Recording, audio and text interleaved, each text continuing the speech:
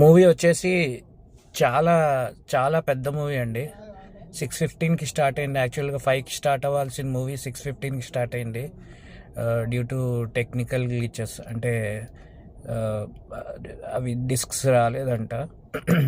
మేము చూసింది Dolby vision format కదా, కాకపోతే ఆ వీడియోస్ అది రాలేదని చెప్పేసి నార్మల్ ఫార్మాట్లో వేశారు. చాలా చోట్ల షోస్ కూడా క్యాన్సిల్ అయ్యాయి.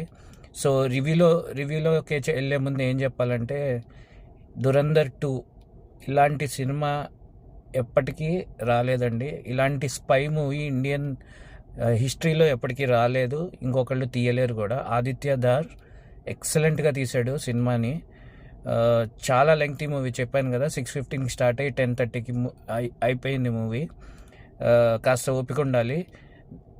పాజిటివ్స్ చెప్పుకోవాలంటే, స్టోరీ 2000 నుంచి 2025 దాకా ప్రతి డాట్ని కనెక్ట్ చేసుకుంటూ వెళ్ళి లాస్ట్లో క్లైమాక్స్కి తీసుకెళ్ళాడు. మనం చూసిన అన్ని ఇన్సిడెంట్స్ ఇందులో కనిపిస్తాయి. ఫ్రమ్ 26/11, ఇంకోటి డిమానిటైజేషన్, ఈ సీన్స్ అన్నీ చాలా ఎక్సలెంట్గా తీసాడండి. డిమానిటైజేషన్ సీన్ అయితే ఎక్సలెంట్. సెకండ్ హాఫ్లో వచ్చే కొన్ని ట్విస్ట్లు అయితే అద్భుతం. ఇంకా మెయిన్ పాజిటివ్ అంటే ప్రీ క్లైమాక్స్, ఇంకా క్లైమాక్స్ సీన్స్ అండి. Excellent pre climax and climax. చాలా బాగుంది సినిమా. నెగిటివ్స్ అంటే ఒకటే నెగిటివ్ అండి, కొంచెం రన్ టైం ఎక్కువ ఉంది. అది కొంచెం అక్కడక్కడ కొంచెం ఎడిట్ చేస్తుంటే ఇంకొంచెం తగ్గేదేమో రన్ టైం. బట్ చాలా బాగుంది సినిమా అయితే.